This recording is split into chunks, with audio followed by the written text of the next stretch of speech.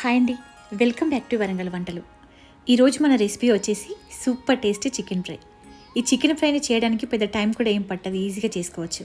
ఈ చికెన్ ఫ్రైని చపాతీ, రోటీ, white rice and bagara rice, పప్పుచారులోకైనా సాంబార్లోకైనా సైడ్ డిష్గా తీసుకుంటే టేస్ట్ అయితే సూపర్గా ఉంటుంది. సో లేట్ చేయకుండా ఈజీ ప్రాసెస్లో చికెన్ ఫ్రైని టేస్టీగా ఎలా చేయాలో చూసేద్దాం రండి. ముందుగా చికెన్ మ్యారినేట్ కోసం 1 kg చికెన్ని బాగా క్లీన్ చేసి వాష్ చేసి మిక్సింగ్ గిన్నెలోకి తీసుకోవాలి. ఇప్పుడు ఇందులోకి 1/2 టీ స్పూన్ పసుపు, 1 టీ స్పూన్ రెడ్ చిల్లీ ఫ్లేక్స్ని తీసుకోవాలి.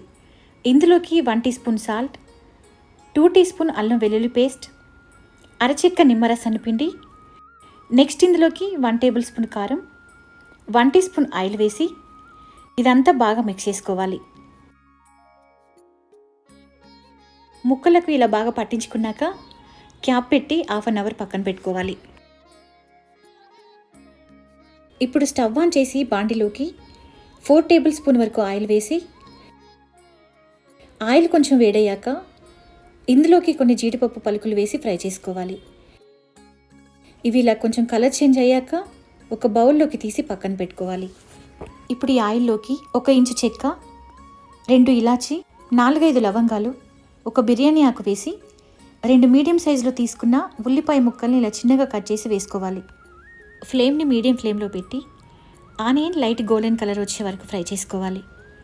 ఆనియన్ కొంచెం ఇలా కలర్ చేంజ్ అయిన తర్వాత నెక్స్ట్ ఇందులోకి ముందు మనం మ్యారినేట్ చేసి పెట్టుకున్న చికెన్ వేసి ఫ్లేమ్ని హై ఫ్లేమ్లో పెట్టి ఫ్రై చేసుకోవాలి.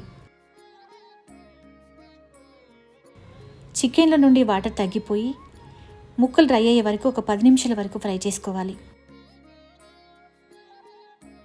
10 నిమిషాల తర్వాత చికెన్ ఇలా బాగా డ్రై అయింది కదా,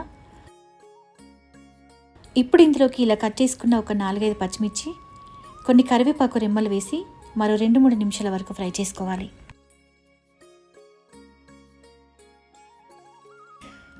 రెండు నిమిషాల తర్వాత ఇలా క్రిస్పీగా ఫ్రై చేసుకున్నాక ఇందులోకి 1 టీ స్పూన్ కారం, 1 టేబుల్ స్పూన్ ధనియాల పొడి, 1 టీ స్పూన్ గరం మసాలా వేసి 1/2 టీ స్పూన్ జీలకర్ర పొడి, రుచికి సరిపడా సాల్ట్ వేసి ఈ స్పైసెస్ అన్ని ముక్కలకు బాగా పట్టే వరకు 1 నిమిషం పాటు ఫ్రై చేసుకోవాలి. మనం నాన్ వెజ్ ఫ్రై చేసేటప్పుడు చికెన్ అయినా సరే మటన్ అయినా సరే ఐరన్ ప్యాన్లో ప్రిపేర్ చేస్తే టేస్ట్ బాగుంటుంది. వీలైతే మీ దగ్గర ఐరన్ ప్యాన్ ఉంటే అందులోనే చేయడానికి ట్రై చేయండి, బాగుంటుంది. ఇలా ఫ్రై చేసుకున్నాక ఫైనల్గా మనం ముందు వేయించి పెట్టుకున్న జీడిపప్పుని సన్నగా తరిగిన కొంచెం కొత్తిమీరని వేసి స్టవ్ ఆఫ్ చేసి కలిపి సర్వ్ చేసుకోవడమే. Super tasty chicken fry ready. ఈ చికెన్ ఫ్రైని చేయడం చాలా అంటే చాలా ఈజీ. వీలైతే మీరు ఒకసారి ట్రై చేసి ఎలా ఉందో కామెంట్ చేయండి. మా రెసిపీ మీకు నచ్చినట్లయితే మీ ఫ్యామిలీ అండ్ ఫ్రెండ్స్కి షేర్ చేసి మా ఛానల్ని సబ్స్క్రైబ్ చేసుకోండి. Thank you for watching.